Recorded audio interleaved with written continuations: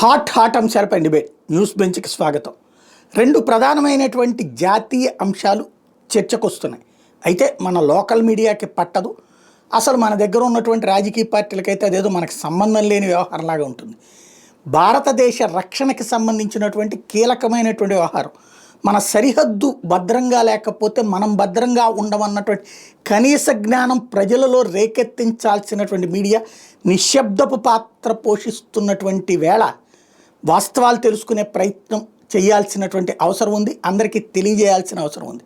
అందుకోసమని ఈ ప్రయత్నం తాజాగా ఏదైతే బంగ్లాదేశ్ ప్రధానమంత్రి లేదా బంగ్లాదేశ్కి నియమితుడైనటువంటి ప్రధానమంత్రి యూనస్ తీసుకొచ్చినటువంటి ఒక కొత్త వాదన ఏంటంటే 7 సిస్టర్ స్టేట్స్ భారతదేశానికి సంబంధించి ఈశాన్య రాష్ట్రాలకు ఏవైతే ఉన్నాయో దానికి సముద్రపు మార్గం లేదు.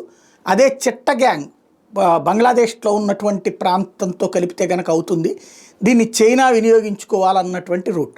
అంటే భారతదేశంలోని భూభాగాన్ని బంగ్లాదేశ్లోని భూభాగంతో కలిపి చైనాని వాడుకోమని చెప్పేటటువంటి ఒక విచిత్రమైనటువంటి వాదన. ఇది దేశ భద్రతకు సంబంధించినటువంటి అంశం మీద బంగ్లాదేశ్ జోక్యం అనుకోవాలా, లేదా అంతర్జాతీయ కుట్రలో ఇదొక పార్ట్ అనుకోవాలా? నెంబర్ 1. నెంబర్ 2 వచ్చేటప్పటికి రాహుల్ గాంధీ వక్ఫ్ బిల్లు సందర్భంగా చర్చ జరుగుతుంటే ఆ అంశం మీద మాట్లాడలేదు, సభలో మాట్లాడలేదు. సోనియా గాంధీ కూడా సభలో మాట్లాడలేదు. కానీ అకస్మాత్తుగా 0 ఓవర్లో వచ్చి 4000 కిలోమీటర్ల భూభాగాన్ని చైనా ఆక్రమించుకుంది, దాని మీద వివరణ ఇవ్వండి, ఎందుకు సమాధానం చెప్పట్లేదు అమిత్ షా అంటూ తాజాగా ఒక ప్రకటన చేయటం. ఈ రెండింటిని ఎలా చూడాలి? నిజంగా చైనా భారత భూభాగాన్ని ఆక్రమించుకుంటే మోడీ సర్కార్ చూస్తూ ఊరుకుందా? ఈ రెండు అంశాలకు సంబంధించి మాట్లాడింది ప్రస్తుతం మనతో పాటు ఉన్నారు జాతీయవాద విశ్లేషకులు రాకా సుధాకర్ గారు. నమస్తే అండి. నమస్తే అండి. నమస్తే సాయి గారు, చాలా సంతోషం సార్. ఈ బంగ్లాదేశ్ ఉదంతంలో ఏంటి అతను చెప్తున్నటువంటి దాన్ని ఎలా చూడాలి? యూనస్ చెప్పేదాన్ని. మొహమ్మద్ యూనుస్ చెప్తున్నది చాలా ప్రమాదకరమైనటువంటి ఆర్గ్యుమెంట్. ఎందుకంటే 2,62,000 చదరపు కిలోమీటర్ల భూభాగము నార్త్ ఈస్ట్ లోని 7 రాష్ట్రాలు అరుణాచల్ ప్రదేశ్, నాగాలాండ్, మణిపూర్, మిజోరాం, త్రిపుర, మేఘాలయ, అస్సాం, ఈ 7 కలిపితే 7 సిస్టర్స్ అంటారు. అయితే ఈ 7 సిస్టర్స్ మొత్తం 2,62,000 చదరపు కిలోమీటర్ల భూభాగం. మొత్తం భారతదేశ భూ వైశాల్యంలో 8%. అయితే దీనిని మిగతా భారతదేశంతో లింకప్ చేసేటటువంటి ఒక చిన్న కారిడార్ ఉంది. సిలిగుడి కారిడార్ అంటాము, చికెన్ స్నెక్ అని కూడా అంటారు. ఒక 120 కిలోమీటర్ల పొడవు, నారోయెస్ట్ 22 కిలోమీటర్లు. 22 కిలోమీటర్లు అంటే విజయవాడ నుంచి హనుమాన్ జంక్షన్ కి ఎంత దూరం ఉంటుందో అంతకన్నా తక్కువ. గన్నవరం అనుకోండి, అంత మాత్రమే వైశాల్యం ఉండేటువంటి చికెన్ స్నెక్. సో ఈ భూభాగముకి అది ల్యాండ్ లాక్డ్ ఏరియా. అది 4 వైపులా భూమితోనే ఉంది. దానికి సాగర మార్గం లేదు. సాగర మార్గం కావాలన్నట్టయితే మా దేశంలో ఉన్నటువంటి 2 పోర్ట్లు, ఒకటి ఢాకా, ఒకటి చిట్టగాంగ్, రెండోది మోంగ్లా, ఈ పోర్ట్స్ ఉన్నాయి. కాబట్టి చైనా దీన్ని ఉపయోగించుకోవాలి అని ఆయన ప్రతిపాదించారు. దీని అర్థం ఏంటంటే ఆయన ఏ రకంగానైతే చైనా పాకిస్తాన్ ఎకనామిక్ కారిడార్ ఉందో, ఏ రకంగానైతే చైనా బర్మా ఎకనామిక్ కారిడార్ ఉందో, బర్మాతో కూడా ఎకనామిక్ కారిడార్ ఉంది. చైనా యొక్క దక్షిణ ప్రాంతం యునాన్ రాష్ట్రం ఉంది. యునాన్ రాష్ట్రం నుంచి నేరుగా వాళ్ళు రూయిలీ దాకా వస్తారు. రూయిలీ నుంచి క్యాక్ఫూ దాకా వస్తారు. క్యాక్ఫూ దగ్గర కోకో ఐలాండ్ లో చైనా యొక్క సిగ్నలింగ్ పోస్ట్ ఉంది. క్యాక్ఫూని చైనా డెవలప్ చేస్తుంది పోర్ట్ గా. కాబట్టి China Burma, China Myanmar economic corridor ఉంది. ఇవి కాకుండా ఆయన చైనా బంగ్లాదేశ్ ఎకనామిక్ కారిడార్ ని ప్రతిపాదించారు త్రూ నార్త్ ఈస్ట్. ఇది ఇక్కడ ప్రమాదకరమైనటువంటి అంశం. దీని అర్థం ఏంటంటే నార్త్ ఈస్ట్ లో ఒక కారిడార్ ని మనం తీసుకోవచ్చు. ఒకటి కారిడార్ ని తీసుకోగలిగినట్లయితే రాకపోకలు సాగించవచ్చును, లేదా మొత్తం నార్త్ ఈస్ట్ ని డీస్టెబిలైజ్ చేసేందుకు చైనా ప్రయత్నించవచ్చును. ఎందుకంటే అరుణాచల్ ప్రదేశ్ లో ఇప్పటికే చైనా సరిహద్దు వివాదం ఉంది. మెక్మోహన్ లైన్ ని ఏ మేరకు గుర్తించాలి ఏమిటి అని చైనా ప్రతి సంవత్సరం ఏదో ఒక సమయంలో మన దేశంలోకి చొచ్చుకుని రావడం, మనం తరిమి వేయటం, ఇదంతా జరుగుతూ ఉంటుంది. కాబట్టి Arunachal Burma, north east, Arunachal Burma, అదేవిధంగా ఆ ఈ రెండు కలిసే చోటు ఏదైతే ఉందో టిబెట్, మూడు కలిసే చోటు ఉందో దాని ద్వారా ఒక రహదారి నిర్మాణం ప్రతిపాదన ఏ రకంగా ఆక్యుపైడ్ కాశ్మీర్ లో ఉన్నట్టుగా చేస్తున్నారా, ఇవన్నీ కూడాను చాలా ప్రశ్నలు తలెత్తుతున్నాయి. అంటే అత్త సొమ్ము అల్లుడు దానం ఇచ్చినట్టు భారత భూభాగం గురించి అసలు యూనస్ ఎందుకు మాట్లాడారు? దీని అర్థం ఏంటంటే, ఒకటి, మేము జనాభా ద్వారా ఇప్పటికే సరిహద్దు ప్రాంతాలైనటువంటి మేఘాలయ సరిహద్దు కావచ్చును, అస్సాంలోని కరీంగంజ్, హైలాకండి, సిల్చర్ ఈ ప్రాంతం కావచ్చును, అదేవిధంగా మిజోరాం సరిహద్దు కావచ్చు, త్రిపుర అయితే ఆల్మోస్ట్ బంగ్లాదేశీయుల సంఖ్య చాలా ఎక్కువగా ఉంటుంది, అస్సాంలో ఉన్నటువంటి సిలెట్ ని ఆనుకుని ఉన్నటువంటి ప్రాంతాలు కావచ్చు, ఇవన్నీ కూడాను ధుబ్రీ, బర్పేట ఈ జిల్లాల్లో బంగ్లాదేశీ పాపులేషన్ ఉంది. కాబట్టి చైనా గనక డీస్టెబిలైజ్ చేసేటట్లయితే మేము సహకరిస్తామన్నటువంటి రహస్య సంకేతం ఉందా? ఇది ఒక ముఖ్యమైన పాయింట్. రెండవ పాయింట్ ఏంటంటే, అమెరికా ఇప్పుడు సహాయాన్ని పూర్తిగా ఆపివేసి బంగ్లాదేశ్కి ఇవ్వాల్సినటువంటి సహాయాన్ని ఆపివేయటమే కాకుండా యుఎస్ఏ స్కీమ్స్ అన్ని ఆపడమే కాకుండా విత్ ఇమీడియట్ ఎఫెక్ట్ ఆపేసింది. టారిఫ్స్ కూడా మన దేశానికి 22 to 24% టారిఫ్లు విధిస్తే బంగ్లాదేశ్ కి 36% టారిఫ్ విధించారు. దాని అర్థం ఏంటంటే, బంగ్లాదేశ్ నుంచి ఎక్స్పోర్ట్ అయ్యేది టెక్స్టైల్ పరిశ్రమ పూర్తిగా కుదేలైంది. బంగ్లాదేశ్ ఆర్థిక వ్యవస్థ కుప్పకూలిపోతుంది. కాబట్టి ఈ సమయంలో మా పోర్ట్లలో ఇన్వెస్ట్ చేయండి, మోంగ్లా పోర్ట్ కావచ్చు, లేకపోతే చిటగాంగ్ పోర్ట్ కావచ్చు, అక్కడ ఇన్వెస్ట్ చేయండి, మిగతా మా కాక్స్ బజార్, చిటగాంగ్ ఈ ప్రాంతంలో మీరు రకరకాల ఇండస్ట్రియల్ ఏరియాస్ సెటప్ చేయండి అని చెప్పేందుకు మహమ్మద్ యూనుస్ వెళ్ళారు. కాబట్టి ఒకటి, ఇండియా ఆశ చూపడంతో పాటు ఇన్వెస్ట్మెంట్స్ ని ఆకర్షించడము. మూడవ అత్యంత ప్రమాదకరమైన విషయం, దీని గురించి ఎక్కువ చర్చ జరగడం లేదు, అదేంటంటే రోంగ్మణిపూర్ అని చెప్పి ఒక ప్రాంతం ఉంది. ఆ రోంగ్మణిపూర్ లో ఉన్నటువంటి ఎయిర్ స్ట్రిప్ ని చైనాకి ధారాదత్తం చేస్తానంటున్నారు. ఇది బంగ్లాదేశ్ లోని ఉత్తర భాగంలో ఉంది. ఇది నిజంగా చికెన్ స్నెక్ అని మనం ఏదైతే చెప్తామో దాన్ని ఆనుకుని ఉంది రంగ్పూర్ ప్రాంతంలో. రంగ్పూర్ భారత సరిహద్దు, ముఖ్యంగా ఈ దినాజ్పూర్, మాల్దా వీటన్నిటిని సరిహద్దుగా ఉంటూ చికెన్ స్నెక్ ని ఆనుకుని ఉన్నటువంటి బంగ్లాదేశ్ జిల్లా రంగ్పూర్. ఇటు అలిపూర్ ద్వార్, సిలిగురి, జల్పాయిగురి ఈ ప్రాంతాలు, బెంగాల్లో ఉన్నటువంటి ఈ ప్రాంతాలని అక్కడ ఈ రోంగ్మణిపూర్ అనేటటువంటి ఎయిర్ స్ట్రిప్ ని పూర్తి మెయింటెనెన్స్ చైనాకి ఇవ్వడం. అంటే చైనా ఒక వైమానిక స్థావర నిర్మాణం చేస్తుంది. దీని అర్థం ఏంటి? మొత్తం చికెన్ స్నెక్ ని ఎక్స్పోజ్ చేయడము. భారతదేశానికి సంబంధించిన చికెన్ స్నెక్ కావచ్చు, అస్సాంకి సంబంధించి అస్సాంలో చేరేందుకున్నటువంటి అలిపూర్ ద్వార్, దీన్హట, ధుబ్రీ ఈ ప్రాంతాలన్నింటినీ ఎక్స్పోజ్ చేయడం జరుగుతుంది. టైగర్ మీకు గుర్తుండే ఉంటుంది, 2017లో డోక్లాం అంటే భూటాన్, భారతదేశము, చైనా కలిసే చోటు టిబెట్, చైనా కన్నా టిబెట్ కలిసే చోటు ఉంటుందని చుంబీ వ్యాలీ అంటారు. ఆ చుంబీ వ్యాలీని దాటి డోక్లాం అని భూటాన్ లో ఉన్నటువంటి భూమిలో వీళ్ళు రోడ్ల నిర్మాణం చేయదలుచుకున్నారు. లక్ష్యము ఈ చికెన్ స్నెక్ కి వీలైనంత చేరువగా రావాలి. ఇప్పుడు డోక్లాం ద్వారా చైనా సాధించలేకపోయిన దాన్ని ఈ రోంగ్మణిపూర్ ఎయిర్ స్ట్రిప్ ని ఇవ్వడం ద్వారా మహమ్మద్ యూనుస్ చైనాకి అది బంగారు పళ్ళెంలో పెట్టి ఆ అవకాశాన్ని ఇస్తున్నారు. కాబట్టి ఇది ఒక రకంగా ప్రమాదకరం. ఈ ఎయిర్ స్ట్రిప్ చైనా తీసుకున్న నిజానికి అక్కడ ఎయిర్ ఫోర్స్ బేస్ ఉంది, బంగ్లాదేశ్ ఎయిర్ ఫోర్స్ బేస్ ఉంది, ఫుల్ ఫ్లెడ్జ్డ్ ఎయిర్పోర్ట్ అది, మిలిటరీ ఎయిర్పోర్ట్ అది. కాబట్టి మన దేశపు సరిహద్దులకు అంత దగ్గరగా ఉంది. కాబట్టి ఇది ఒక రకంగా ఇది నిజమైన ప్రమాద గంటిక. నార్త్ ఈస్ట్ గురించి ఆయన మాట్లాడటం కన్నా కూడా ఈ ఎయిర్ స్ట్రిప్ చాలా ప్రమాదకరమైనటువంటి విషయం. ఈ మూడు ప్రతిపాదన, మా దగ్గర ఇన్వెస్ట్ చేయండి, north east land locked country కాబట్టి దాన్ని ఎక్స్ప్లాయిట్ చేయవచ్చును, మూడవది ఈ రోంగ్మణిపూర్ దగ్గర ఎయిర్ స్ట్రిప్ ని పెట్టడం ద్వారా ఇటు నార్త్ ఈస్ట్ ని అటు నార్త్ బెంగాల్ ని కూడా టార్గెట్ చేయవచ్చు, డోక్లాం ద్వారా సాధించలేని దాన్ని సాధించవచ్చు అన్నటువంటి ప్రపోజల్ మహమ్మద్ యూనుస్ పెట్టాడు. చాలా ప్రమాదకరమైనటువంటి ప్రపోజల్ సాయి గారు. అంటే ఇక్కడ పర్టికులర్గా ఒక దేశం, ఇప్పుడు అతని ఉద్దేశం అంటే చట్టబద్ధంగా అయితే కనుక నార్త్ ఈస్ట్ స్టేట్స్ మన దేశంలో ఉన్నాయి అంటే, ఇప్పుడు అతను చెప్పేటటువంటి కాన్సెప్టు వాటిని నువ్వు ఆక్రమించుకున్నా లేదా భారత్తో మాట్లాడుకుని ఆ రూట్లో నుంచి మా దగ్గర రమ్మనమని చెప్తున్నట్ట? రెండు రకాలుగా కూడా అది పాసిబిలిటీ ఉంది. మన దేశము గట్టిగా మాట్లాడినట్లయితే కారిడార్ గురించి ప్రస్తావన తెచ్చేటటువంటి అవకాశం ఉంది. ఎందుకంటే ఆ రకమైనటువంటి కారిడార్ నిర్మాణము చేయవచ్చును అన్నటువంటి ఒక ప్రపోజల్ పెట్టాను. అంతేగాని భారతదేశపు సార్వభౌమత్వాన్ని నేనేమి చేయదలుచుకోలేదు అని.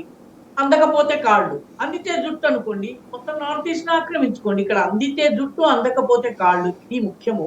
అయితే ఇంటర్నల్ గా నార్త్ ఈస్ట్ నుంచి కారిడార్ నిర్మాణం చేయడం అనేది చాలా కష్టం సాయి. ఎందుకంటే నార్త్ ఈస్ట్ జాగ్రఫీ గనక తెలిస్తే అరుణాచల్ ప్రదేశ్ నుంచి నేరుగా వాళ్ళు గనక బంగ్లాదేశ్ కి రావాలన్నట్లయితే దాదాపు 14-15 కిలోమీటర్ల పొడవైనటువంటి కొన్ని చోట్ల 24 కిలోమీటర్ల పొడవైనటువంటి బ్రహ్మపుత్ర మీద వాళ్ళు బ్రిడ్జెస్ నిర్మాణం చేయాలి. మొట్టమొదటి అంశం. ఇప్పటికీ ఉన్నట్టు 4 బ్రిడ్జెస్ ఉన్నాయి. ఈ 4 బ్రిడ్జెస్ కూడా అస్సాం యొక్క అవసరాలకు సరిపోతున్నాయి. కాబట్టి చైనా కొత్త బ్రిడ్జ్ నిర్మాణం చేయాలి అంటే దానికి భారత్ అనుమతి కావాలి. అదేవిధంగా ఆ రకంగా వాళ్ళు సౌత్ కి నేరుగా రావాలన్నట్లయితే కార్బీ ఆంగ్లాంగ్, అదేవిధంగా దిమాసా హసావ్, ఈ 2 జిల్లాల్లోని కొండ ప్రాంతాల్లో సొరంగాలు తవ్వడము, హైవేలు నిర్మాణం చేయటము చేయాలి. కాబట్టి ఇది చాలా పెద్ద ప్రాజెక్ట్ అవుతుంది. ఒకవేళ గనక వాళ్ళు మన దేశంతో మాట్లాడి చేస్తామన్నా కూడా నువ్వు దాదాపు ఒక 30 బిలియన్ 40 బిలియన్ డాలర్స్ అవసరమయ్యేది. కాబట్టి ఈవెన్ కారిడార్ నిర్మాణం చేయటం కూడా సాధ్యం కాదు. ఒక మార్గము, వాళ్ళకి సులువైనటువంటి మార్గం ఏంటంటే బర్మాలో ఉన్నటువంటి రుయిలి అనేటటువంటి ఒక ఊరుంది, చైనాలో ఉన్నటువంటి రుయిలి అనేటటువంటి ఊరుంది. ఆ రుయిలి నుంచి 1000 కిలోమీటర్లు ప్రయాణం చేస్తే మీరు మణిపూర్ బార్డర్కి రావచ్చు. మణిపూర్ బార్డర్ నుంచి మీరు ఒక 300 కిలోమీటర్లు ప్రయాణం చేసినట్లయితే మీకు బంగ్లాదేశ్ బార్డర్ అయితే త్రిపుర ద్వారా లేకపోతే సిల్చర్ ద్వారా చేరేటటువంటి అవకాశం ఉంది. కానీ ఇది కూడా బర్మా యొక్క అనుమతి కావాలి. అదేవిధంగా అక్కడ చాలా ప్రాంతాలని స్వతంత్రం చేసి ఉన్నటువంటి గెరిల్లా సంస్థల ద్వారా రకరకాల రకాయన ఆర్మీ ఉంది, లేకపోతే అరకాన్ రెవల్యూషనరీ ఆర్మీ ఉంది, వీటన్నిటితో కూడా ఒప్పందాలు చేసుకోవాల్సి ఉంటుంది. ఈ ఒప్పందాలు ఏవి ఎంతకాలం నడుస్తాయి చెప్పలేం. కాబట్టి ఇది కేవలం భారతదేశాన్ని రెచ్చగొట్టేటటువంటి ఒక పథకము. నెంబర్ 1, చైనాకి చూపిస్తున్నటువంటి ఆశ వాస్తవానికి నార్త్ ఈస్ట్ 7 సిస్టర్స్ కన్నా కూడాను నా దృష్టిలో ఈ ఎయిర్ స్ట్రిప్ ని వాళ్ళకి ఇవ్వడం. మీరు మా ఢాకాలో పెట్టండి, లేకపోతే మా మోంగ్లా పోర్ట్ లో పెట్టండి, మా చిటగాంగ్ లో ఇన్వెస్ట్ చేయండి, మీకు దానికి ప్రతిగా ఈ లాల్ మణిపూర్ అనేటటువంటి ఎయిర్ స్ట్రిప్ ఏదైతే ఉందో ఎయిర్ స్ట్రిప్ ఇస్తాము. రేపు భవిష్యత్తులో భారతదేశంతో యుద్ధం వచ్చినట్లయితే మీరు ఎయిర్ స్ట్రిప్ ను ఉపయోగించి నార్త్ ఈస్ట్ ని మిగతా దేశం నుంచి కట్ చేయొచ్చు. ఇది ఎక్కువ ప్రమాదకరమని నాకు అనిపిస్తోంది సాయిగా. అలాగా అంటే చైనా మాటలు కానీ చైనా తీరు కానీ ఈయన తర్వాత చూస్తే ఎలా అనిపిస్తుంది? స్పందిస్తున్నదే ఆ రూట్గా? చైనా చాలా తెలివైనటువంటి దేశం. చైనా ఏమి తక్షణము స్పందించదు. చైనా నార్త్ ఈస్ట్ లో చాలా రకాల ప్రయత్నం చేసింది సాయి గారు. యాక్చువల్గా 1965 నుంచి 1990 వరకు చైనా నార్త్ ఈస్ట్ లో ఉన్నటువంటి అన్ని ఉగ్రవాద సంస్థలకి శిక్షణ ఇచ్చింది. ఎందుకంటే నార్త్ ఈస్ట్ నుంచి బర్మా మీదుగా చైనాలోకి వెళ్ళడం చాలా సులువు సాయిగా. ముఖ్యంగా నాగాలాండ్, అరుణాచల్ ప్రదేశ్, అస్సాంకి 3 కలిసే ట్రై జంక్షన్ ఏదైతే ఉందో అది మార్గరిటా అనే ప్రాంతం ఉంది. ఆ మార్గరిటా నుంచి ఒక 13 కిలోమీటర్లు ముందుకు వెళ్తే లిడో అనేటటువంటి గ్రామం వస్తుంది, చిన్న పట్టణం లిడో. ఆ లిడో పట్టణం యొక్క పొలిమేరల్ నుంచి మీకు బర్మా బార్డర్ స్టార్ట్. ఆ బర్మా బార్డర్ అక్కడ పక్కా రోడ్డు అటువైపు ఇటువైపు, దాన్ని స్టిల్వెల్ రోడ్ అంటారు. 2వ ప్రపంచ యుద్ధ సమయంలో వేసినటువంటి పక్కా రోడ్డు.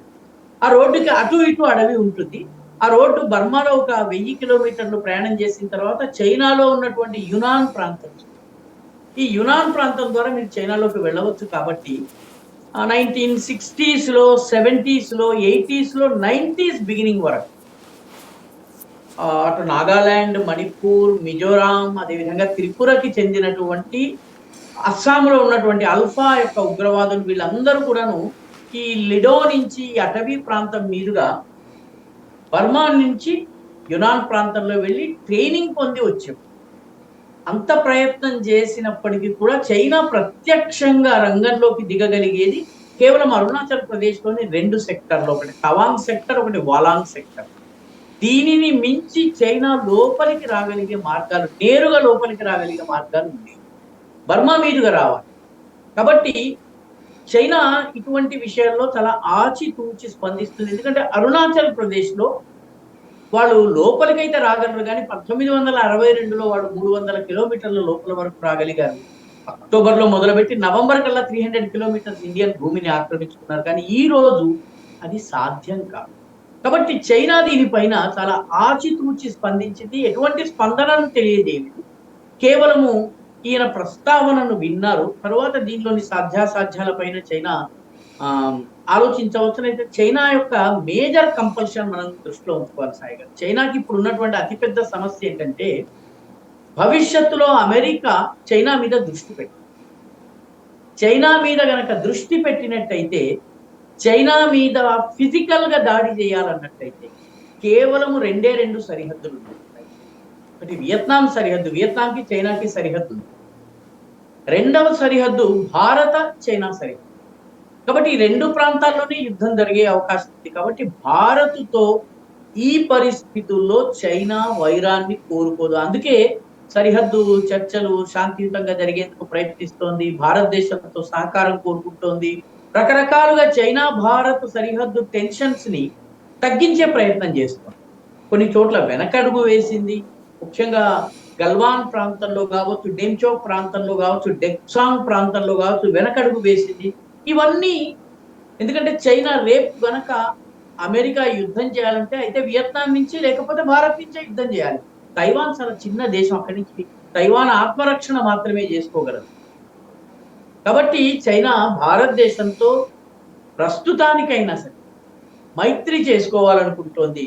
కాబట్టి ఈ సమయంలో బంగ్లాదేశ్ ఎన్ని చెప్పినా కూడాను భారత్తో వైరాన్ని కొని తెచ్చుకునేటటువంటి తప్పు చైనా చేయలేదు. ఎందుకంటే చైనా సరిహద్దు దాదాపు 3000 కిలోమీటర్ల పొడవైనటువంటి సరిహద్దు. అది ఏకంగా లద్దాఖ్ ప్రాంతం నుంచి మొదలై అరుణాచల్ ప్రదేశ్ దాకా ఉంది. లద్దాఖ్, హిమాచల్ ప్రదేశ్, ఉత్తరాఖండ్, ఆ తర్వాత మీకు మళ్ళీ సిక్కిం, ఆ తర్వాత అరుణాచల్ ప్రదేశ్ అంతా కూడా బార్డర్ ఉంది. ఈ బార్డర్ మొత్తం కూడా మన సైన్యము చాలా సన్నద్ధంగా ఉంది. మనకి అడ్వాన్స్ ల్యాండింగ్ గ్రౌండ్స్ ఉన్నాయి. మన ప్రత్యేకంగా మౌంటైన్ వార్ఫేర్ కి సంబంధించి మన బెటాలియన్స్ ఉన్నాయి. కోర్స్ డెవలప్ చేసి ఉన్నాము. కాబట్టి బంగ్లాదేశ్ లో ఏదన్నా నార్త్ ఈస్ట్ లో చేస్తే చైనాకు మిగతా చోట్ల నుంచి దెబ్బలు వచ్చేటటువంటి అవకాశం ఉంది. పైగా చైనా ఇప్పుడు దేశంతో భారత్ తోటి ఈ స్థితిలో యుద్ధం కోరుకోవటం లేదు. కాబట్టి చైనా అందుకే ఆచితూచి స్పందించింది తప్ప పెద్దగా చైనా అడగంగానే ఆనందపడిపోయి గెంతులేసినటువంటి పరిస్థితి లేదు. యూనుస్ యొక్క ప్రసంగం పైన చైనా స్పందించలేదు. ఇది గమనించాల్సిన విషయం. ఎందుకంటే ఈ రోజు చైనాకి భారత్తో ఉన్న అవసరము బంగ్లాదేశ్ తో ఉన్న అవసరం కన్నా చాలా ఎక్కువ. రైట్. అసలు వాస్తవంగా యూనస్ అనేటటువంటి వ్యక్తి అమెరికా నుంచి పంపించబడ్డాడు అన్నటువంటి ప్రచారం ఉంది. డీప్ స్టేట్ టీం ప్రోత్సహించిందని. అతను చైనాకి అనుకూలంగా మాట్లాడడం వెనకాల ఉద్దేశం ఇప్పుడు డీప్ స్టేట్ వాళ్ళ కుట్ర అనుకోవాలా, లేకపోతే అక్కడి నుంచి ఇక బెనిఫిట్స్ లేవు కాబట్టి చైనా నుండి సాధించాలనుకుంటున్నాడు? ఇంకోటి, అతను ఈ రోజు వరకు కూడా ఇంకా ఎట్లా కొనసాగుతున్నాడు ట్రంప్ వచ్చిన తర్వాత కూడా? మొట్టమొదట మీరు చెప్పినటువంటి రెండవ ప్రతిపాదన, అతను అమెరికా నుంచి లాభం లేదు కాబట్టి ఇప్పుడు చైనాని ఆశ్రయిస్తున్నాడు. ఇది వాస్తవం 100కి 100 ఎందుకంటే అమెరికా నుంచి యుఎస్ఐడ్ ఆగిపోయింది. రెండవది అమెరికా టారిఫ్స్ విధించింది. తులసి గబార్డ్, అమెరికాకి సంబంధించిన ఇంటెలిజెన్స్ చీఫ్ ఎవరైతే ఉన్నారో ఆవిడైతే బంగ్లాదేశ్ లో ఉన్నటువంటి మైనారిటీ హిందువులు, బౌద్ధులు, క్రైస్తవులు వీళ్ళ ముగ్గురి పైన జరుగుతున్నటువంటి అత్యాచారాల గురించి చాలా కఠినమైన దృఢమైనటువంటి పదజాలంతో ఆమె మాట్లాడటం కూడా బంగ్లాదేశ్ కి కొంత ప్రమాద ఘట్టిక. కాబట్టి బంగ్లాదేశ్ వంటి దేశానికి పెద్ద జమీందారు గారు గనక డబ్బులు ఇవ్వకపోతే పెద్ద పాలేరు గారి దగ్గర కూలికి కుదరాల్సినటువంటి పరిస్థితి. కాబట్టి అమెరికా డబ్బులు ఇవ్వకపోతే తక్షణము వాళ్ళకి చైనా దగ్గరకి తప్ప మరొకరికి దగ్గరికి వెళ్ళేటటువంటి పరిస్థితి లేదు. మూడవది భారతదేశం ఉంది, కానీ వాళ్ళకి జన్మజాతంగా భారతదేశంతో వైరం ఉంది. వాళ్ళు ఇండియాని అణగదొక్కాలన్నటువంటి ఒక తప్పుడు ఆలోచన వాళ్ళలో ఉంది కాబట్టి వాళ్ళు చైనా దగ్గరికి వెళ్ళడం అనేది సహజము. అయితే చైనా కూడా బర్మాలో బంగ్లాదేశ్ లో ఇప్పటికే హసీనా వాజేద్ ఉన్న సమయంలోనే కొన్ని ఇన్వెస్ట్మెంట్స్ ఉన్నాయి, కానీ ఇప్పుడు అవే ఇన్వెస్ట్మెంట్స్ ని కొనసాగించే పరిస్థితి ఉంటుంది. పైగా చైనా బంగ్లాదేశ్ సమస్య ఏంటంటే చైనాకి సంబంధించినంత వరకు చైనా సరుకుని పంపాలన్నట్లయితే వాళ్ళకు షాంఘాయి వంటి పోర్ట్ చాలా దగ్గరలో ఉంటుంది. షాంఘాయిలో వ్యాపారం జరగాలనుకుంటారు వాళ్ళు, బంగ్లాదేశ్కి వచ్చి తమ సరుకుల్ని పంపించాలని వాళ్ళు కోరుకోరు. చమురు కూడాను గ్వాదర్ నుంచి రావడానికి వాళ్ళకి సులువు, కానీ అది మొత్తం అండమాన్ కలకత్తా దగ్గర ఉన్నటువంటి బే ఆఫ్ బెంగాల్ ని దాటి చిట్టగాంగ్ దగ్గరికి రావాలి అంటే భారతదేశపు నిఘా నుంచి తప్పించుకోవడం కష్టం. కాబట్టి భవిష్యత్తులో ఏ యుద్ధం వచ్చినా కూడాను చిట్టగాంగ్ లో ఉన్నటువంటి చైనీస్ బేస్ ని భారత్ దిగ్బంధనం చేస్తుంది ఒకవేళ చైనాతో యుద్ధమే కనుక వస్తుంది. కాబట్టి బంగ్లాదేశ్ లో ఇన్వెస్ట్ చేయడం వల్ల చైనాకి తక్షణము అనుగురేటటువంటి ప్రయోజనాలు లేవు. ఒకటి, వాళ్ళకి ల్యాండ్ లింక్స్, రెండవది వాళ్ళు సరుకులు నిర్మాణం చేసి పంపినా కూడాను బే ఆఫ్ బెంగాల్లో భారతదేశపు ఆధిపత్యం ఉంది. ముఖ్యంగా అండమాన్ నికోబార్, గ్రేట్ నికోబార్ యొక్క చిట్ట చివరి ద్వీపంలో మన స్థావరం ఉంది. అదేవిధంగా మలక్కా, సుండా, లుంబోక్ ఏవైతే ఇండోనేషియాలో ఉన్నటువంటి 3 జలసంధులు ఉన్నాయి. వీటి ద్వారానే చైనీస్ పడవలన్నీ వెళ్తాయి. ఈ మూడింటి దగ్గర భారతదేశ ప్రెజెన్స్ ఉంది, మన మిలిటరీ ప్రెజెన్స్ ఉంది, అండమాన్ లో మన మిలిటరీ ప్రెజెన్స్ ఉంది, మన ట్రై సర్వీస్ కమాండ్ ఉంది. కాబట్టి రేపు యుద్ధం జరిగితే ఈ సరకు రవాణా, ముఖ్యంగా ఇంధన రవాణాని మనం దిగ్బంధనం చేయడానికి వీలుంది. పర్యవసానంగా చిట్టగాంగ్ నిష్ప్రయోజనం అవుతుంది. కాబట్టి చైనా ఆలోచిస్తుందే తప్ప తక్షణము డబ్బులు పెడుతుందని నాకు అనిపించడం లేదు సాయి. ఇక్కడ బంగ్లాదేశ్ వాస్తవంగా భారతదేశం వలన పుట్టిన దేశం అది. సరే, పాకిస్తాన్ అంటే ఆ రోజున ఒక కాన్సెప్ట్తో మన మీదన ఏడుపుతో బిగినైంది అనుకుందాం. బంగ్లాదేశ్ మనం ఇచ్చినటువంటి భరోసాతో పుట్టుకొచ్చిన చోట ఇంతటి ద్వేషం ఎందుకు పెరిగినట్టు? చాలా మంచి ప్రశ్న సాయి గారు. యాక్చువల్గా బంగ్లాదేశ్ ఏర్పాటైనప్పుడు బంగ్లాదేశ్లోని మెజారిటీ ప్రజలు పాకిస్తాన్ నుంచి విముక్తి కోరుతున్నారు. కానీ ఆ రోజుల్లో కూడా ఒక పెద్ద వర్గం పాకిస్తాన్లోనే బంగ్లాదేశ్ అంటే ఈ తూర్పు పాకిస్తాన్లోనే ఉండాలని కోరుకునే వర్గం ఉంది. వాళ్ళందరూ కూడా పాకిస్తాన్కి అనుకూలంగా ఓట్లు వేశారు. ఆ తరువాత కూడాను జమాతే ఇస్లామీ అనేటటువంటి సంస్థ ద్వారా ఈ బెంగాలీలు ఎవరైతే స్వతంత్రం కోసం పోరాడుతున్నారో, అంటే బంగ్లాదేశ్ తర్వాత బంగ్లాదేశ్, అప్పుడు తూర్పు పాకిస్తాన్ లో ఎవరైతే ముజిబుర్ రెహమాన్ కి అనుకూలంగా పనిచేస్తున్నారో ప్రొఫెసర్లు, డాక్టర్లు, లాయర్స్, వీళ్ళందరినీ ఆపరేషన్ సర్చ్ లైట్ లో భాగంగా పట్టించిన వాళ్ళు ఎవరైతే ఉంటారో, ఈ పట్టించిన వాళ్ళందరూ కూడా జమాతే ఇస్లామీ. వాళ్ళు ఎక్కడికి పోలేదు. పాకిస్తాన్ నుంచి బంగ్లాదేశ్ వేరైనా ఈ ప్రజలు ఎక్కడికి పోలేదు. కొందరు మేము పాకిస్తాన్కి వెళ్ళిపోతాము అని చెప్పి బయలుదేరిన వాళ్ళని బిహారీ ముస్లిమ్స్ అంటారు. ఈ బిహారీ ముస్లింలని పాకిస్తాన్ యాక్సెప్ట్ చేయడం లేదు, భారతదేశం మీదుగా వాడు వెళ్ళటానికి వీల్లేదు. కాబట్టి బంగ్లాదేశ్ లో కొన్ని ఓపెన్ ఎయిర్ జైల్స్ పెట్టి అందులో వాళ్ళని ఉంచుకున్నారు. వాళ్ళు వర్క్ పర్మిట్ తీసుకుని రోజంతా పని చేసుకుని మళ్ళీ సాయంత్రానికి జైలుకి రావచ్చు. అట్లా 7 లక్షల మంది ఉన్నారు. కాబట్టి 3 రకాల ప్రజలు ఉన్నారు. ఒకటి బంగ్లాదేశ్ కావాలని కోరుకున్న వాళ్ళు, ఒకటి పాకిస్తాన్లోనే ఉండి బంగ్లాదేశ్ పాకిస్తాన్ గా ఉండాలని కోరుకుని పాకిస్తాన్ ఆర్మీకి సహకరించినటువంటి వాళ్ళు, వాళ్ళందరూ ఇప్పుడు ప్రభుత్వంలో ఉన్నారు. ఇప్పుడు ప్రస్తుత ప్రభుత్వానికి అడ్వైజర్స్ కానీ మిగతా అంతా కూడాను మొన్న హసీనా వాజేద్ మీద పోరాడినటువంటి వాళ్ళు కానీ వాళ్ళందరూ కూడాను ఈ జమాతే ఇస్లామీ బంగ్లాదేశ్కి చెందిన వాళ్ళే. వాళ్ళు ఒక పొలిటికల్ పార్టీ కూడా. మూడవ వర్గము లేదు, మేము ఇక్కడ ఉండము వెళ్ళిపోతాము అన్నారు. వెళ్ళలేక 7 లక్షల మంది జైల్లో ఉన్నారు. కాబట్టి ఈ చివరి 2 తరగతులు కూడా బంగ్లాదేశ్ లో ఉన్నారు. వీళ్ళు మొదటి నుంచి కూడాను బంగ్లాదేశ్ లో భారతదేశం పట్ల వ్యతిరేకతను నిర్మాణం చేసేటటువంటి పనిని చేస్తూ వచ్చారు. సహజంగానే బంగ్లాదేశ్ లో మీరు ఇంకొక విషయాన్ని కూడా గుర్తించాలి సాయి గారు. యాక్చువల్ గా భారత పాకిస్తాన్ ఏర్పాటు కావడానికి కారణమైనటువంటి ముస్లిం లీగ్ ఎక్కడ ప్రారంభమైంది? 1906లో ఢాకాలో ప్రారంభమైంది. కాబట్టి ముస్లిం లీగ్ ఇప్పుడు ఉన్నటువంటి పాకిస్తాన్ లో ఫారం కాలేదు, అది ఫారం అయింది ఇక్కడ. పాకిస్తాన్ ఏర్పాటు కావాలని డైరెక్ట్ యాక్షన్ పిలుపు ఎక్కడిచ్చారు? అవిభక్త బెంగాల్లోని కలకత్తాలో ఇచ్చారు. గ్రేట్ కలకత్తా కిల్లింగ్స్ 1946లో కొన్ని వేల మంది హిందువుల ఊచకోత అక్కడ జరిగింది. దేశ విభజన సమయంలో అతిపెద్ద మత కల్లోలం ఎక్కడ జరిగింది? నోవాఖాళీలో జరిగింది. అది ఇప్పుడు బంగ్లాదేశ్. కాబట్టి బంగ్లాదేశ్ కావాలని కోరుకునే వాళ్ళల్లో కూడా మతతత్వం ఉంది. కాబట్టి ఈ 3 ఎలిమెంట్స్ కలిసి 1971లో భారతదేశం యొక్క సహకారంతో బంగ్లాదేశ్ ఏర్పడ్డప్పటికీ అనంతర కాలంలో చరిత్రలో టెక్స్ట్ బుక్స్ లో మార్పు చేయటం కానీ, చరిత్ర గురించి రాయడంలో మార్పు చేయటం కానీ, బంగ్లాదేశ్ ఏర్పాటుకు సంబంధించిన కార్యక్రమాల్లో భారత్ పాత్ర దాని గురించి మాట్లాడకపోవడం కానీ, తర్వాత వచ్చిన భారత ప్రభుత్వాలు కూడా మధ్యలో మనకి కూడాను దాదాపు 20 సంవత్సరాల సంకీర్ణ యుగం గడిచింది. ఈ సంకీర్ణ యుగంలో మన ఇల్లు చక్కదిద్దుకోవడమే కష్టం కాబట్టి మనము బంగ్లాదేశ్ ని ప్రభావితం చేయలేకపోయాము. కాబట్టి ఒక 2 జనరేషన్స్ గా అక్కడ భారత్ యొక్క రోల్ గురించి చెప్పేవాళ్ళు లేరు.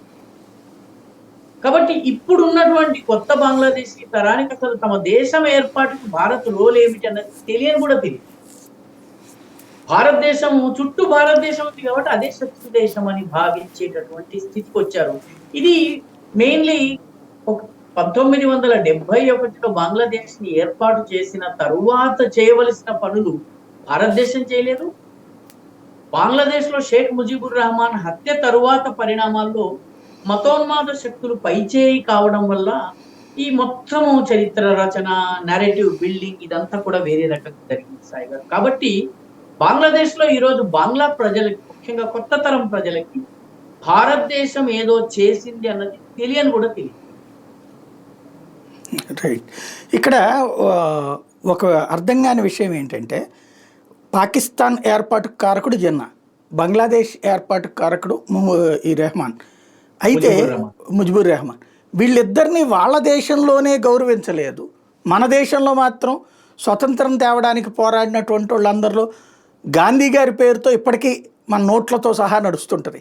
ఏంటి ఈ తేడా? పాకిస్తాన్ లో జిన్నా పట్ల భక్తి ఇప్పటికీ ఉంది. అంటే వాళ్ళ కుటుంబం కూడా ఇబ్బందే కదా ఇప్పటికి కూడా స్టిల్. కానీ జిన్నా చెప్పినటువంటి ఏ మాటను తర్వాత వచ్చినటువంటి పాకిస్తానీలు పాటించలేదు. సాయి గారు చాలా తమాషా, అంటే విషయం వచ్చింది కాబట్టి చెప్తున్నాను. పాకిస్తాన్ కోసము బాగా పోరాడినటువంటి వాళ్ళు ఎవరున్నారు? వాళ్ళందరిది చాలా దయనీయమైన పరిస్థితి అయింది సాయి గారు. ఉదాహరణకి పాకిస్తాన్ కోసం లియాఖత్ అలీ ఖాన్ చాలా ప్రయత్నం చేశాడు. జిన్నా తర్వాత చాలా నెంబర్ 2 లీడర్ ఆయనని హత్య చేశారు. అసలు పాకిస్తాన్ అన్నటువంటి పేరుని పెట్టి అసలు పాకిస్తాన్ ముస్లింలకు ఒక దేశం కావాలన్నటువంటి వ్యక్తి జిన్నా గారు, చౌదరి రహమత్ అలీ.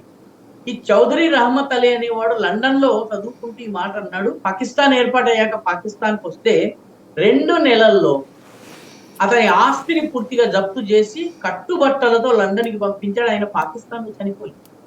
పాకిస్తాన్ ఏర్పాటు కోసం బాగా ప్రయత్నం చేసినటువంటి వ్యక్తి జఫరుల్లా ఖాన్, ఆయన మొదటి విదేశ మంత్రి. ఈ జఫరుల్లా ఖాన్, నువ్వు అసలు ముస్లిమే కాదు, నువ్వు ముస్లిం అని చెప్పుకునే హక్కు లేదు అని చెప్పారు. ఆయన దిక్కులేని తావు తెచ్చారు. పాకిస్తాన్ ఏర్పాటుకి ముఖ్యంగా ఈస్ట్ బెంగాల్, ఇందాక నేను చెప్పినటువంటి నోవాఖాళీ కానీ, అదేవిధంగా కలకత్తా కిల్లింగ్స్ కానీ కారకుడైనటువంటి వ్యక్తి షహీద్ సుహ్రావర్ది. షహీద్ సుహ్రావర్దీని పాకిస్తాన్ ప్రభుత్వము అరెస్ట్ చేసి జైల్లో పెట్టింది. ఆయన బయటకు రాలేదు. అదేవిధంగా ఈ షేక్ ముజిబుర్ రహమాన్ కూడా పాకిస్తాన్ కోరుకున్నవాడే, అతను జైల్లో ఉండవలసి వచ్చింది. పాకిస్తాన్ రాజ్యాంగం రాసినటువంటి జోగేంద్ర మండల్, ఆయన దళితుడు, జై భీమ్ జై భీమ్ నినాదం ఆ రోజుల్లోనే ఇచ్చినటువంటి వ్యక్తి. మేమంటే మజ్లిస్ ఇత్తహాదుల్ ముస్లిమీన్ లేకపోయినా ముస్లిం లీగ్ తో దోస్తీ చేయాలని చెప్పాడు. జోగేంద్ర మండల్ మొదటి న్యాయ వ్యవహారాల మంత్రి, రాజ్యాంగ నిర్మాత, పాకిస్తాన్ రాజ్యాంగ నిర్మాత. ఆయన శరణార్థిగా భారతదేశంలోకి వచ్చారు. కాబట్టి పాకిస్తాన్ ఏర్పాటులో కీలక పాత్ర వహించిన వాళ్ళందరూ దిక్కులేని చావు చచ్చారు. జిన్నాదైతే మరీ కష్టం సాయి గారు. జిన్నా గారికి ఆరోగ్యం లేకపోతే ఏదో ప్రదేశానికి తీసుకెళ్తూ ఉంటే ఆయన కారులో పెట్రోల్ అయిపోయింది. పెట్రోల్ అయిపోయేటప్పటికి డ్రైవరు, దేశాధ్యక్షుడి యొక్క డ్రైవరు, గవర్నర్ జనరల్ పెట్రోల్ డబ్బా పుచ్చుకుని పెట్రోల్ బంకుకు పరిగెత్తాడు. జిన్నా ఒక్కడే ఉంటే ఆయన సహాయకుడు చూస్తే ఈయన పరిస్థితి బాగలేకపోతే ఏం చేయాలో తెలియక అంబులెన్స్ ని పిలిచేందుకు ఆయన జిన్నాని వదిలిపెట్టి ఒక 1/2 కిలోమీటర్ దూరంలో ఉండే ఒక దుకాణం దగ్గరికి వెళ్ళాడు. ఎందుకంటే ఫోన్లు ఉండేవి కావు, ఆ రోజుల్లో సెల్ ఫోన్స్ లేవు. ఫోన్ చేయడానికి ఆయన వెళ్ళాడు. అంబులెన్స్ వచ్చింది, అంబులెన్స్ లో పెట్రోల్ లేదు. చిట్ట చివరికి అంబులెన్స్ లేక, పక్కన మనిషి లేక, డ్రైవర్ లేక, నడి రోడ్డు మీద జిన్నా దిక్కులేని కుక్క చావు తెచ్చాడు. ఇది వాస్తవం, చారిత్రక వాస్తవం. జిన్నా ఇలా చనిపోయాడు. కాబట్టి పాకిస్తాన్ ఏర్పాట్లు కోరిన ప్రతి వాడు దిక్కులేని చావు తెచ్చాడు. వాడి దేశంలో వాడు ఇదయ్యాడు. మన దేశంలో స్వాతంత్రోద్యమంలో గాంధీ గారు ఒక కీలక పాత్ర ఉంది. అయితే గాంధీ గారు హిందూ ముస్లిం రిలేషన్స్ విషయంలో ఆయన చేసిన చాలా పాట్లు చాలా ఉన్నాయి. వాటి వల్ల దేశ విభజనకి మార్గం పడింది. కాబట్టి ఆ విషయంలో గాంధీ గారిని మనము తీవ్రంగా వ్యతిరేకించినప్పటికీ చాలా విషయాల్లో గాంధీ గారు గొప్ప పని చేశారు. ఈ జాతి గాంధీని నేటికి స్మరించు. బంగ్లాదేశ్ లో కూడాను బంగ్లాదేశ్ ఏర్పాటు కారకుడైనటువంటి షేక్ ముజిబుర్ రెహమాన్ హత్యకి గురయ్యాడు. ఆయన విగ్రహాలను నిన్న మొన్న బద్దలు కొట్టారు. భారతదేశము తమ దేశం కోసం పనిచేసిన వ్యక్తులు చిన్నవారైనా, చిన్న పని చేసినా, పెద్ద పని చేసినా వాళ్ళని గుర్తు పెట్టుకుని నెత్తి మీద పెట్టుకున్నారు. పాకిస్తాన్ చరిత్ర ఏంటండి? తండ్రిని జైల్లో పెట్టి ఔరంగజేబు రాజు అయ్యాడు. ఔరంగజేబు రాజు కావడానికి తన 3 తమ్ముడు మురాద్, తర్వాత షికోహ్, ఇంకొకడు ఉన్నాడు. ఆ 3ని చంపించాలి. అందులో దారా షికోహ్ అనేవాడు పెద్దవాడు. వాడు చచ్చిపోయాడా లేదా తెలియాలంటే వాడి తలని కాబూల్ దగ్గర నుంచి తీసుకొచ్చారు, పళ్ళెంలో పెట్టి. ఆ తలని చూసిన తర్వాత గానంటే రాజ్యాధికారం చేయడం కోసం ఔరంగజేబు 35 మంది బంధువుల్ని చంపాడు. 35 పీపుల్, తన బంధువుల్ని, ఆత్మ బంధువుల్ని. కూతురు వ్యతిరేకమైన ఒక కూతుర్ని కూడా చంపేశాడు ఆయన. కాబట్టి ఈ టైప్ కల్చర్ పాకిస్తాన్ లో, బంగ్లాదేశ్ లో మొదటి నుంచి ఉంది. కాబట్టి మన దేశంలో ఏ రోజు ఆ కల్చర్ లేదు. కాబట్టి మనం గాంధీని నెత్తిన పెట్టుకున్నాము, నెహ్రూని నెత్తిన పెట్టుకున్నాము, పటేల్, గోవింద వల్లభ్ పంత్, సుభాష్ చంద్రబోస్. మనము మన దేశం కోసం పోరాడినటువంటి వ్యక్తులు, వాళ్ళలో కొన్ని విషయాలు నచ్చకపోయినా వాళ్ళని మనము ఆరాధ్యులుగా పూజిస్తున్నాం.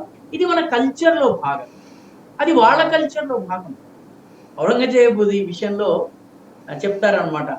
అతనికి ఒక చిన్న కిటికీ ఆగ్రా జైల్లో ఉంచి షాజహాన్ని, దాని నుంచి నీ భార్య అయినటువంటి ముంతాజ్ మహల్కి చెందిన తాజ్మహల్ ని చూసుకుంటూ ఉండు, రోజుకు ఒక కూజాడు పానీ ఇస్తాను, నీళ్ళు ఇస్తామని ఒక కూజా ఇచ్చేవాడు. చివరికి కొడుకుకి అతను ఒక అప్లికేషన్ పెట్టుకున్నాడు, నాకు ఒక కూజా నీళ్లు సరిపోవడం లేదు, 2 కూజాల నీళ్లు ఇవ్వండి అని అడిగితే, ఇవ్వము, నీకు ఒక కూజా నీళ్లతోటే నువ్వు సరిపుచ్చుకోవాలని ఔరంగజేబు జవాబిచ్చాడు. ఇప్పుడు షాజహాన్ ఒక కవిత రాసి ఏడుస్తాడనమాట. కవితలో అన్నటువంటి విషయాలు చాలా ఆసక్తికరమైనవి. మీరు అడిగిన ప్రశ్నకి జవాబు అందులో ఉంది. అతను అంటాడనమాట, ఇక్కడ బ్రతికున్నటువంటి తండ్రికి ఒక కూజాడు నీళ్ళు ఇవ్వడానికి కొడుకు సిద్ధంగా లేడు. అక్కడ హిందువులు చచ్చిపోయినటువంటి తల్లిదండ్రులకు జలోదకాలు, తిలోదకాలు తరతరాలుగా ఇస్తూ ఉంటారు. ఆ ప్రాణాలు ఎక్కడో ఉన్నాయని నమ్మకంతో నీటిస్తూ ఉంటారు. వాళ్లే నయం కదా వీళ్ళకన్నా అన్నారు.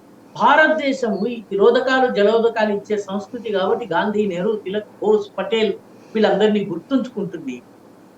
తండ్రికి కూజా నీళ్ళు ఇవ్వని సంస్కృతి కాబట్టి వాడు జిన్నాని మర్చిపోతాడు, లయఖత్ అలీని మర్చిపోతాడు, ముజీబుర్ రెహమాన్ని మర్చిపోతాడు, ఇంకొకరిని మర్చిపోతాడు, జఫరుల్లాని మర్చిపోతాడు, చౌదరి రహమత్ అలీని తరిమేస్తాడు. కాబట్టి ఇది 2 సంస్కృతుల మధ్య ఉన్నటువంటి తేడా. రైట్. తాజాగా పార్లమెంట్లో రాహుల్ గాంధీ అకస్మాత్తుగా వక్ఫ్ చట్టం మీద అయితే ఆయన స్పీచ్ ఇవ్వలేదు, కానీ 4000 కిలోమీటర్ల భూభాగాన్ని చైనా ఆక్రమించుకుంది, హోంమంత్రి, రక్షణ మంత్రి సమాధానం చెప్పాలంటున్నాడు. ఏంటది? వాస్తవానికి దీనికి ఆల్రెడీ మన రక్షణ మంత్రి రాజ్నాథ్ సింగ్ అంతకు ముందే దీనికి జవాబిచ్చారు. ఇదే ప్రశ్న తలెత్తినప్పుడు జవాబిచ్చారు. అందులో 1 అంగుళం భారత భూమి కూడా వాళ్ళ చేతుల్లో కబ్జా లేదు. అంటే బీజేపీ ప్రభుత్వము వచ్చే నాటికి ఏ స్థితి అయితే ఉందో ఆ స్థితిలో 1 అంగుళం భూమిని కూడా మేము కోరుకోం. ఈ మాటని ఆయన చెప్పారు. నిజానికి భారతదేశపు భూభాగం చైనా కబ్జాలో 38,000 చదరపు కిలోమీటర్లు ఉంది సాయిగా. అయితే ఎప్పటి నుంచి ఉంది? 1950 నుంచి 2013 వరకు మనం భూమిని కోల్పోతూ వచ్చాం. 1962లో ఆక్సాయ్ చీన్ మొత్తం పోయింది సాయి. 1950లో మన ఆక్సాయ్ చీన్ భూభాగం 38,000 స్క్వేర్ కిలోమీటర్ భూభాగం నుంచి చైనా తన దేశంలోని ఒక రాష్ట్రం నుంచి ఒక రాష్ట్రానికి రోడ్డు వేసేసుకుంది. 1000 కిలోమీటర్ల రోడ్డు వేసుకుని ఆ రోడ్డు ఇనాగరేట్ చేసిన ఫోటోలని చూసేదాకా భారత్ కి తమ భూభాగం నుంచి రోడ్డు వేసిన సంగతి తెలియదు. నెహ్రూ గారు అప్పుడు ప్రధానమంత్రి. ఆయనని పట్టించుకోలేదు. ఆ రోజుల్లోనే మనకి 38,000 చదరపు కిలోమీటర్లు పోయింది. ఇప్పుడు 2013 దాకా ఒక 6,000 చదరపు కిలోమీటర్ల భూభాగం పోయింది. ఆ తరువాత 2014 నుంచి ఒక్క అంగుళం కూడా పోలేదు. గల్వాన్ లో ఈ రకంగా చొచ్చుకొచ్చే ప్రయత్నం చేస్తేనే మనం వెనకకి పంపుతున్నప్పుడే మన సంతోష్ బాబు గారు ప్రాణాల బలిదానం చేసి మన భూభాగాన్ని రక్షించారు. డోక్లాంలో భూటానికి సంబంధించిన భూమిలో ఒక అంగుళం ముందుకు రాకుండా 2017 నుంచి 2020 వరకు 3 సంవత్సరాలు మనం ఆపాము. ఒకటి ఒక్క అంగుళం భూమి కూడా పోలేదు. ఈ విషయాన్ని రాజ్నాథ్ సింగ్ స్పష్టం చేశారు.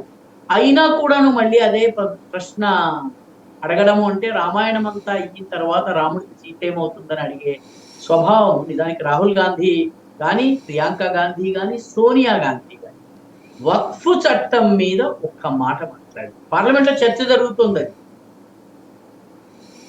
వీళ్ళు లేవనెత్తినటువంటి ఈ ప్రశ్నకి జవాబు వాస్తవానికి రాహుల్ గాంధీ ఇవ్వాలి. ఎందుకంటే ఆయన అంటే నేరుగా చైనీస్ ఎంబసీకి వెళ్తారు. పైగా కాంగ్రెస్ పార్టీకి చైనీస్ కమ్యూనిస్ట్ పార్టీకి మధ్య లిఖిత ఒప్పందం ఉంది.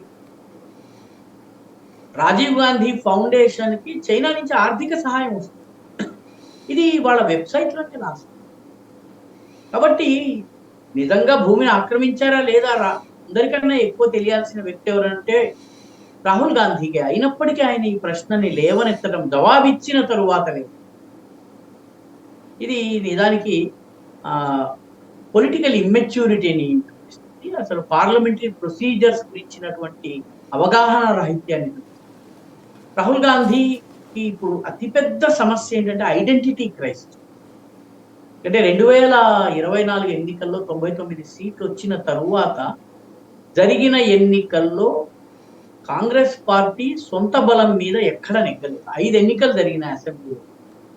5 ఎన్నికల్లో 3 ఎన్నికలు మహారాష్ట్ర, హర్యానా, ఢిల్లీ బీజేపీ ఢంకా బజాయించి గెలిచింది. కశ్మీర్లో బీజేపీ ఎక్కువ పర్సంటేజ్ ఓట్లు తెచ్చుకుంది. కాంగ్రెస్ అక్కడ అధికారంలో భాగస్వామి కాదు, నేషనల్ కాంగ్రెస్. జార్ఖండ్ లో తోక పార్టీగా కాంగ్రెస్ పార్టీ అధికారం, తోక పార్టీగా జేఎంఎం కి తోక పార్టీ. కాబట్టి 5 ఎన్నికల్లో కాంగ్రెస్ దెబ్బతిన్నది. ఇండి కూటమికి నాయకుడిగా కూడా రాహుల్ గాంధీని ఎవరు అంగీకరించడం లేదు. నేను నాయకురాలని మమత అనుకుని నేనని అఖిలేష్ యాదవ్ అంటున్నాను. కాబట్టి ఈ పరిస్థితుల్లో రాహుల్ గాంధీకి చాలా పెద్ద ఐడెంటిటీ క్రైసిస్. పార్టీకి నాయకుడు ఏ ఇష్యూని లేవనెత్తినా కూడా ఆయన అధ్యయనం లేదు. అధ్యయనం లేని కారణంగా ఆయన పెద్ద ఐడెంటిటీ క్రైసిస్ లో ఉన్నారు. ఆ మధ్య ఒక ప్రశ్న వచ్చింది. ఆయన 2025లో రాయ్బరేలీ నియోజకవర్గంలో ఎంత సమయం గడిపాడు? 2 రోజులు గడిపాడు. వియత్నాంలో ఎంత కాలం గడిపాడు? 20 రోజులు గడిపాడు.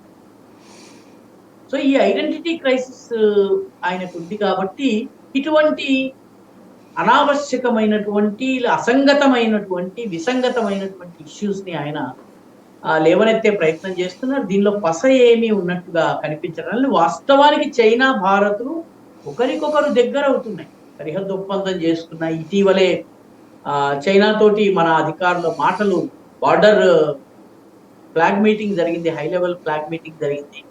బార్డర్ కి సంబంధించి ఇరు దేశాల ఉన్నతాధికారుల సమావేశం జరిగింది. వాస్తవానికి చైనా భారత్ తో చెలిమిని కోరుకుంటోంది. భారత్ కూడా ఈ సమయంలో చైనా తోటి వైరం కోరుకోవడం. ఈ నేపథ్యంలో ఈ ప్రశ్నను లేవనెత్తడం ఏదైతే అప్రాసంగి, irrelevant. Thank you very much అండి. ఇది పరిస్థితి. ఓవరాల్గా దేశం మీదన జరుగుతున్నటువంటి కుట్రలు, ఈ కుట్రల గురించి తెలుసుకోవాల్సినటువంటి కనీస అవసరం అయితే ప్రజలకు ఉంది. ఎట్ ద సేమ్ టైం దాని వెనకాల ఉన్నటువంటిది ఏం జరుగుతోంది, ఏం జరగబోతోంది అన్నటువంటిది అప్రమత్తత అవసరం. ప్రతి భారతీయుడు కూడా జరిగే కుట్ర గురించి తెలుసుకుంటే భారతీయుడు స్పందిస్తాడు అనుకున్నప్పుడు ఇక్కడి నుంచినే అవతల శత్రువులకి చేతులు కలిపే లేదా శత్రువులకి అనుకూలంగా వ్యవహరించే వాళ్ళకి కట్టడి చేయడానికి సాధ్యమవుతుంది.